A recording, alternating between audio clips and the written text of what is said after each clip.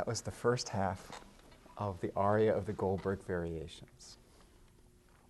And it's this piece that has brought Colonel Bourgeois and I together for, I think, what will be a performance that will be quite a lot of fun. It should be.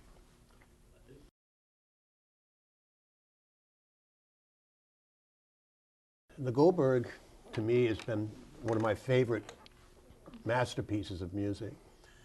And I think about 15 years ago, I thought wouldn't it be great to conceive it as a wind piece.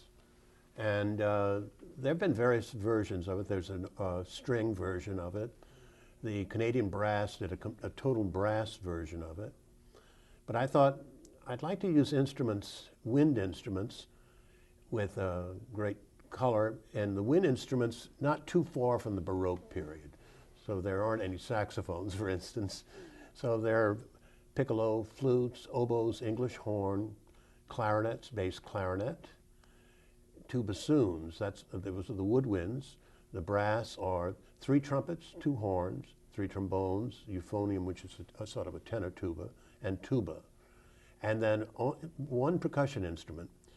In the overture, or the 16th variation, we add timpani, because I feel that the 16th variation is very much like the overture to the 2nd or 3rd suite of Bach.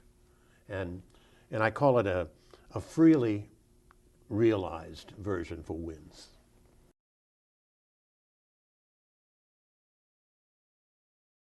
As you're hearing the Dean playing the very much ornamentation, I perhaps have less ornamentation and more sustained sound of the winds. But the technical variations, I think, will come off as well.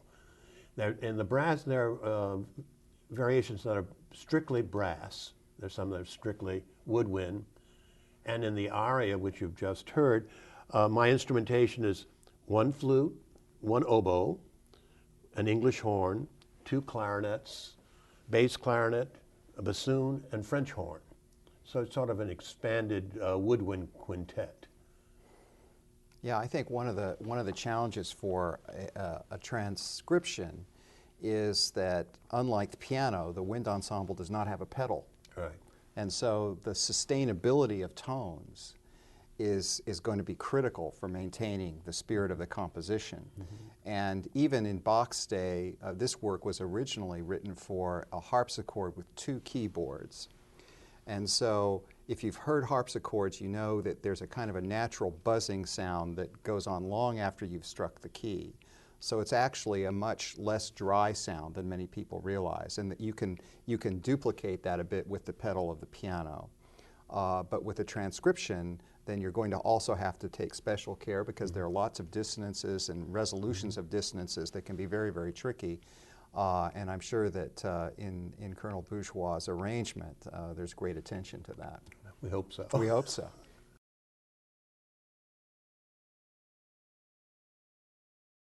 Well, we're doing something rather interesting. I think you might say that we're doing Bach a 3-part invention. We're doing the originally conceived Goldberg variations, and you may notice it's in the key of G. Well, we'll have an intermission. We'll call that sort of a coffee cantata, and then we'll have the wind version, which is in the key of F, which is a much friendlier key for winds and brass.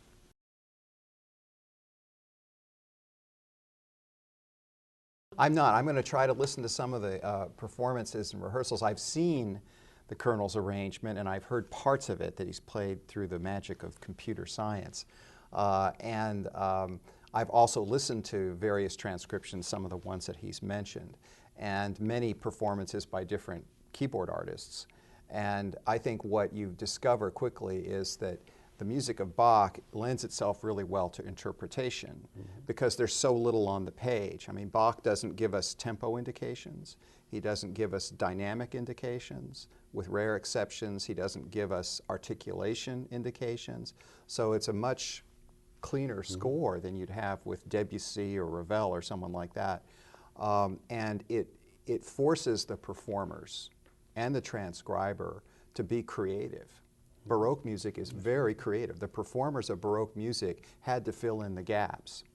If you know, this whole piece of music is based on a kind of a simple bass pattern, and the first aria follows it. If I just played the bass pattern, it would sound something like this.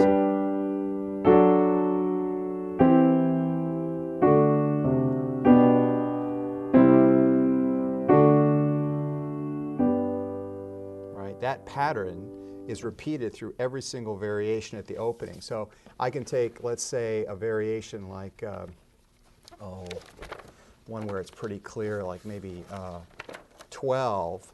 You'll hear this. In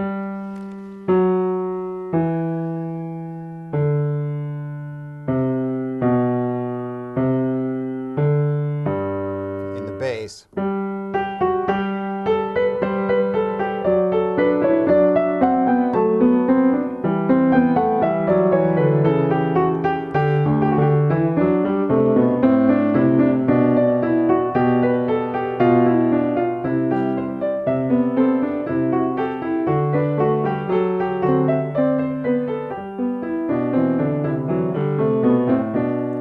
Hear that, and I'm sure in the transcription, you know, that's brought out even more. And this is one of the variations that I use only 3 instruments: an oboe and 2 bassoons, playing the 3 lines. Yeah, yeah.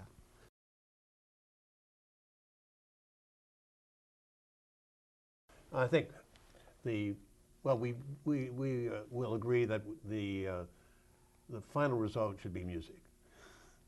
And it'll be different concepts, a different way of approaching it. Surely there'll be different, you'll hear difference in tempi that we have not coordinated that together, but because it wouldn't work that way. But is there a movement that you struggled with in terms of the transcription, or that was especially challenging to you? I've modified many times. What I think I will do, this is the premiere, and it's, as I say, this is about physical working on it, not 24 hours a day, but about 5 years of work. And I think, depending on going into the second performance, maybe I think I might modify my brass ensemble to a smaller unit, just the brass portion. Was there a particular variation that you found challenging when you were transcribing? Well, yes, 25. 25. 25. 25 is the Schoenberg variation. Why do you say that? Why do you call it the Schoenberg variation? Because it reminds me almost the same. It's melodic, but it's almost like the Schoenberg theme and variations, the band piece.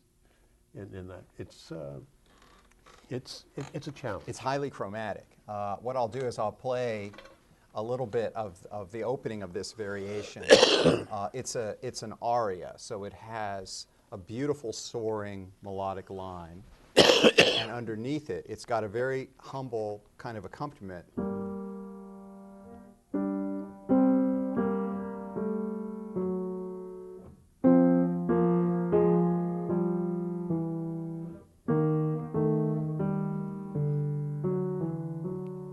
And so that kind of simple accompaniment pattern follows through the whole piece, but on top of that, there's a very ornate melody.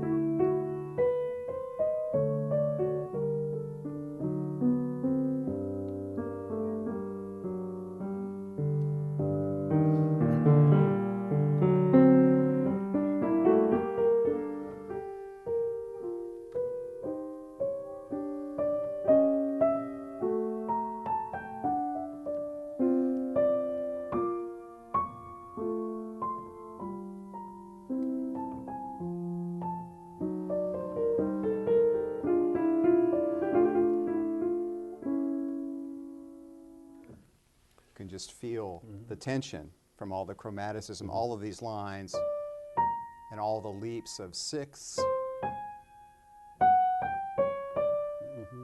It's just filled, and all of the chromatic inflections of the, if I just leave the pedal down, it sounds more like Chopin.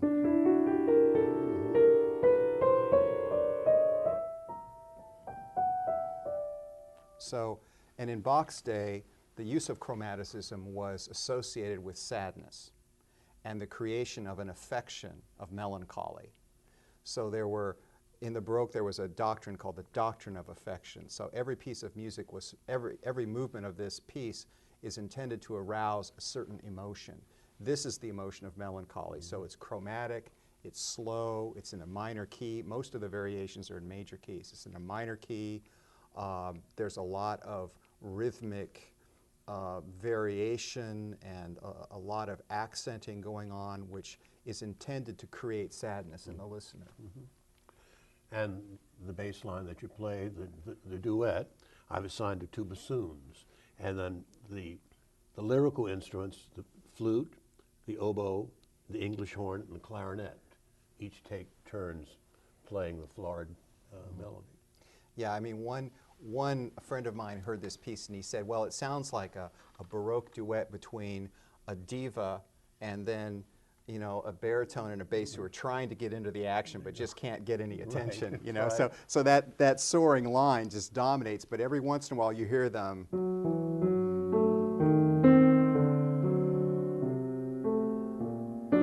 And then she comes in again and takes over. But there are all these little moments where that lower part, which is very beautiful, you could play that lower part just by itself and it's a beautiful piece without the gorgeous melody on top. But from a pianistic point of view, this is challenging because you are trying so hard not to let all those dissonances bleed together.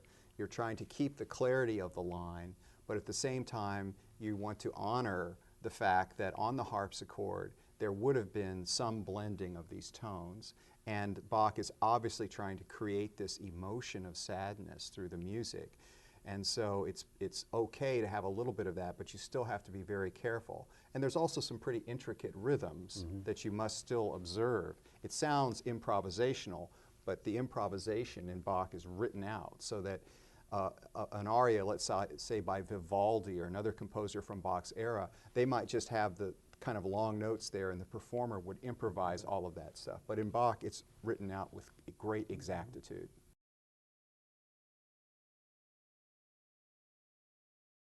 It would probably be easier from the keyboard point of view because we have diverse instruments and groups of instruments and also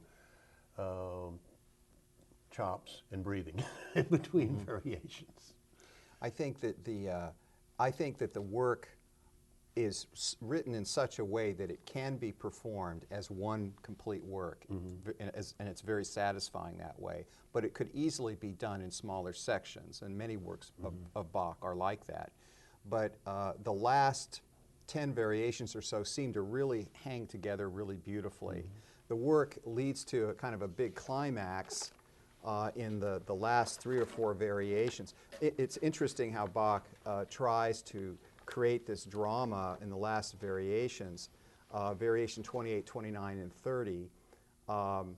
And it's kind of typical for his personality because what he does is in 28 he gives a very virtuosic study of interior trills, followed then by a kind of exploration of incredible chordal effects.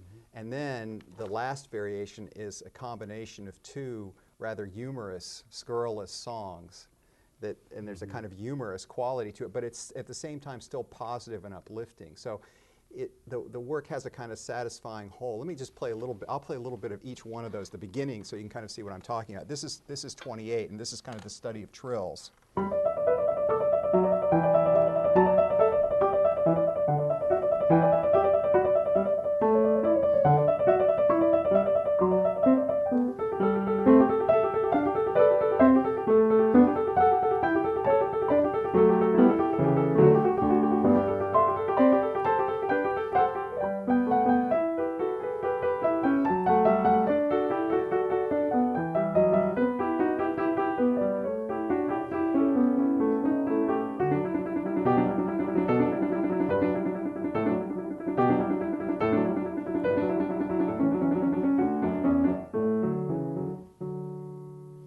this is followed by the chordal one.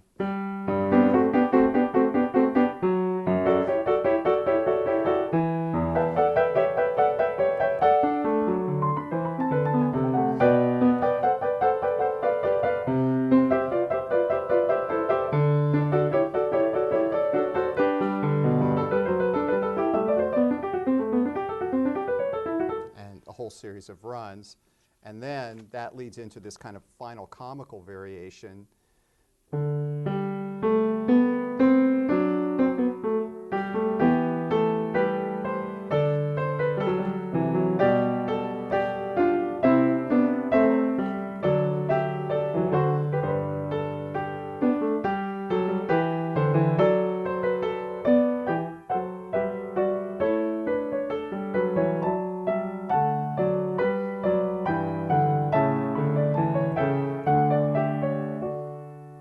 Which actually owes, I think all of these variations affected later composers. The first one I played, for example, I think had a big impact on Beethoven. If you listen to some of his works, there's a lot of that kind of texture. This final one reminds me a lot of Schumann. Yes, it does. It has a very Schumann-esque quality, and Schumann, of course, knew this work very well.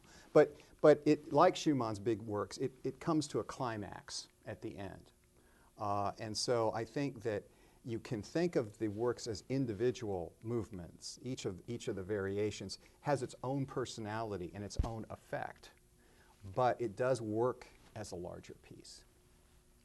And then the glorious ending, what does he do at the very end? He repeats the aria.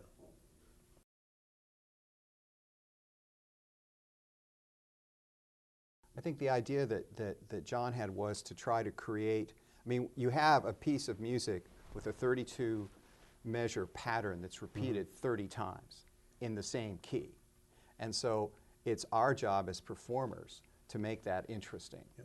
And Bach did his job by giving us the music, but we have to do something with the textures. And my, I thought hearing the, for instance, hearing the string version, totally string, it left something wanting to me. And same thing with the Canadian brass. It was all brass all the time, and the string version all strings. Let's hear a little diversity. Yeah, that's my thought. And this is true with the piano technique. Is that some of the variations I play with different touches. So so let's say if I have a variation, if you can imagine this, after that really tragic variation. 25 that I played. After that one, the very next variation is kind of a toccata where you're using a really light touch.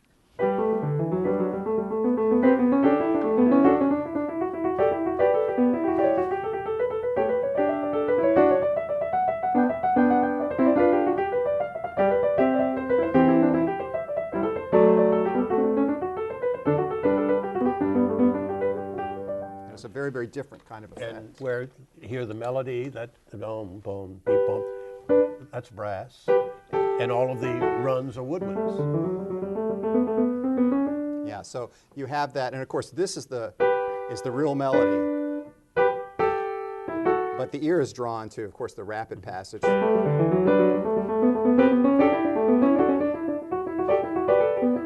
And you'll notice that my hands are right on top of one another, because on the original two manual harpsichord, this hand would have been up here, and that's a lot easier.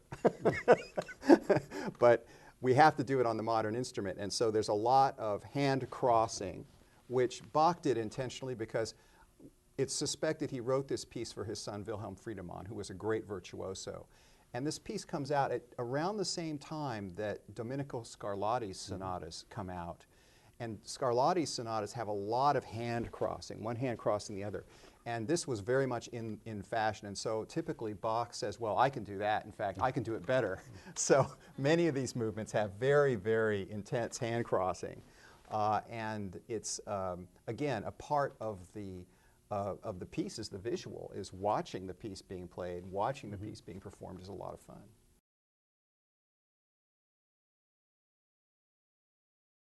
Thirteen is similar to 25, except it's a little more lyrical, I think. Oh yes, 13 is, again, another one of these arias, but it's in a major key, so it's more pastoral.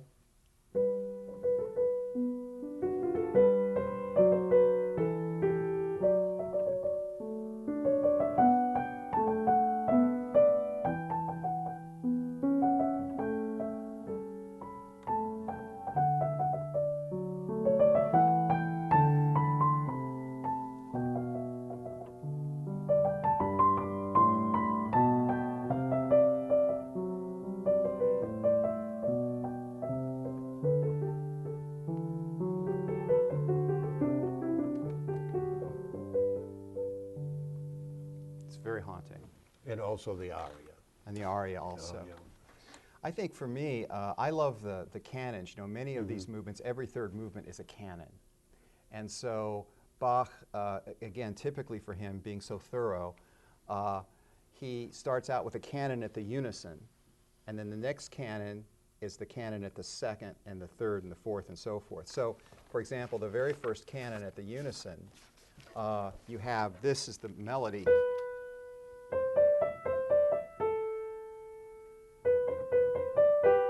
And then the other voice is going to come in, but over it, the first voice.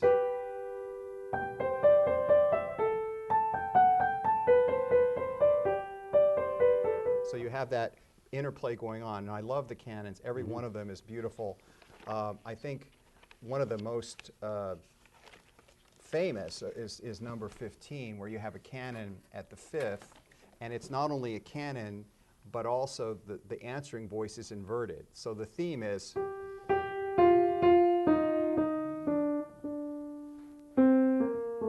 that's the theme, but the answering voice goes in the other direction.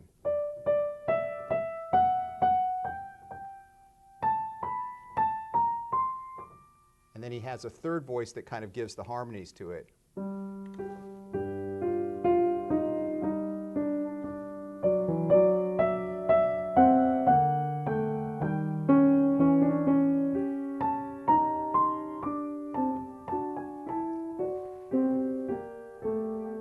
And that's one of the most remarkable tour de forces of counterpoint you'll ever hear, to have a canon at the fifth, totally accurate in inverted motion in one of the answering voices. And that, I think Glenn Gould commented on this being one of his favorite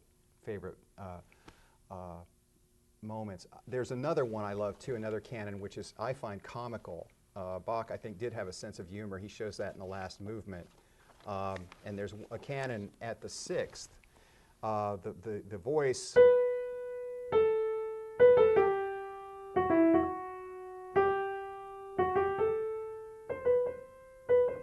and it has an answering voice.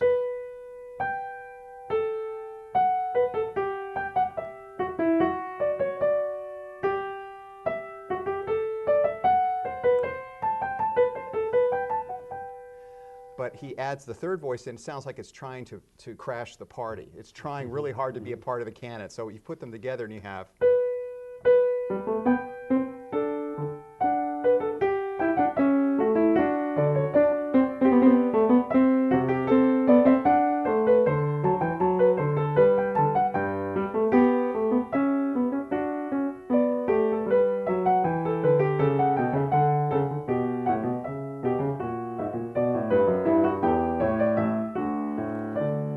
There's definitely a humorous quality to that. And so in Bach's music, I think that one of the reasons this piece is so popular is the scope of the work. Every human emotion, humor, sadness, joy, religious consolation, you name it, it's in there. Don't you think? It's a whole gamut. Yeah, don't you think like the instruments themselves have personalities? Oh yes. And so definitely. the idiomatic, scoring this work idiomatically, as you mentioned, using the oboe and the flute with the aria. This is all, and the use of the bassoons. I don't know what instrumentation you use for this particular 118. 18 is 3 instruments: oboe, English horn, bassoon. Yes, I think the bassoon, the kind of basset hound of the orchestra. Yeah. I can just imagine that's going to sound very witty. Yeah. Yeah. It's called the clown of the woodwinds. Yes. Yeah. And of course the bassoon is a really, we don't mean to give it a bad reputation. No. It's a super expressive instrument, but it lends itself well to humorous gestures. So I think though that not only the when you're working on this and you're thinking of bringing out the emotions of the work, were there some that you felt were especially powerful emotionally to you as you were working on it? Well, again, I'd say 25. 25? 25. And you mentioned the big overture. The big overture. As an opportunity. Yeah. I'll play a little bit of that. This is the one where John mentions that he scores it for, what do you score it for? For the entire ensemble. And plus timpani. Plus timpani. And so this is what's called a French overture. It's right smack in the middle of the variations. And a French overture has a slow, stately beginning followed by a rapid fugal allegro. And it stems from the great French operas of the court of Louis XIV. And so in the original French opera, when the king was present, he actually would come into the scene of the opera as this was playing. So there is a regal quality. So this is a typical regal kind of overture.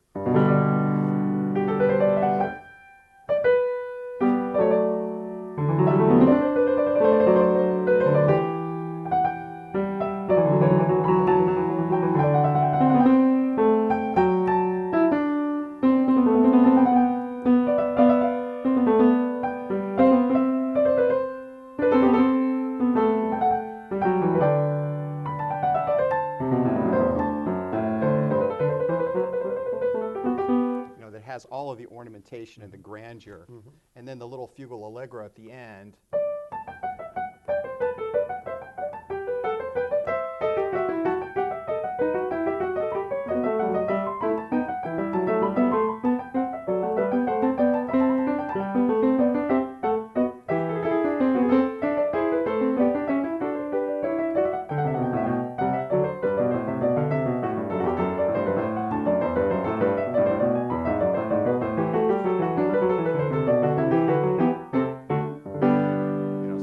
Finishes off with this kind of triumphant, joyful juxtaposition of those two emotions.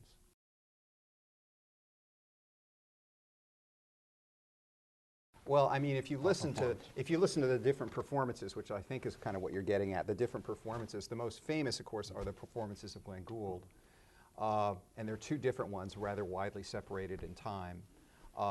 There's a recording that we were chatting about the other day by Wilhelm Kempff. And Wilhelm Kempff was a wonderful romantic classical pianist, and his interpretation is gorgeous, but he opted, for example, not to use any ornaments. So when you listen to it, it's very, very different than, let's say, a performance by Gould.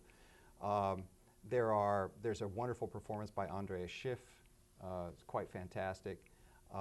And there have been other... Maria Pariah has one. There are a number of great performances. I think that it's hard to talk about a definitive performance in Bach because every interpreter is going to be bringing something different, and there's so much to work with. So it's just the personality, really, of the performer. And even the performance editions, for instance, I have an edition, a Busoni edition. Yours is... I have a Peters edition, which is based on the Complete Works edition. So. Right. So my edition, for example, is called an Urtext edition. You're just getting the notes as Bach wrote them, and that's it. And so everything in this edition is from Bach's own hand, from the engraving that was done in 1741. This is a piece that actually Bach oversaw a publication of, which is unusual. And one of the interesting qualities is that if you look at that title page of that first publication, it's not called the Goldberg variations. It's called Aria mit verschiedenen Veränderungen, aria with various variations.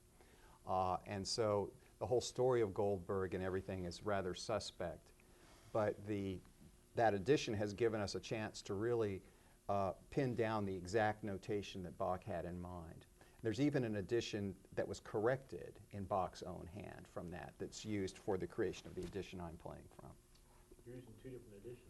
I think we are. Yeah, I think yes. he's using the Busoni edition, which is fine because... No, I'm using a part. Yes, part of this one and part of the Busoni. Yeah, right. Because the Busoni is written for the full piano and it's orchestrated in a sense. And so it gives you a better vision, I think, of what John was shooting for. That's why I say freely realized.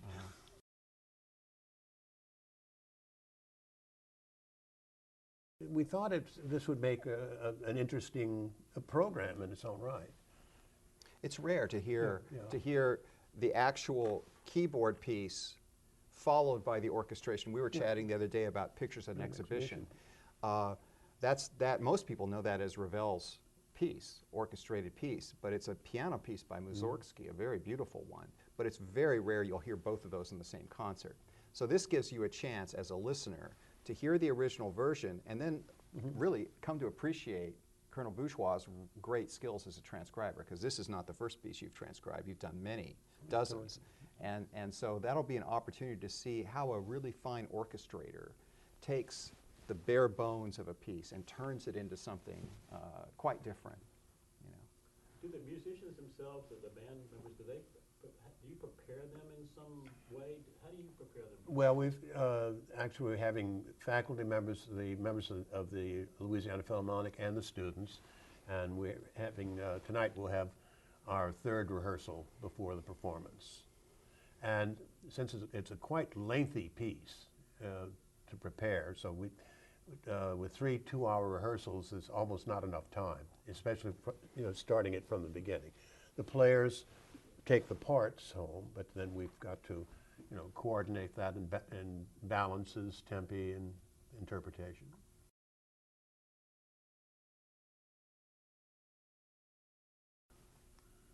Rita Hunsinger has been a friend of Loyola College of Music and Fine Arts and Loyola in general for many decades.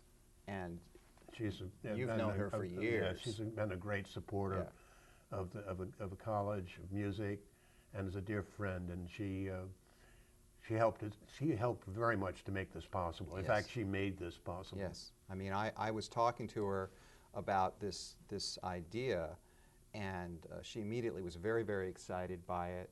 And I said, well, whatever you could do to support us would be great, because we have many musicians involved, and it's to do a work like this in public is certainly going to require resources. And she immediately came forth, and this is just one of many gifts that Rita and her husband Merle have given to the university.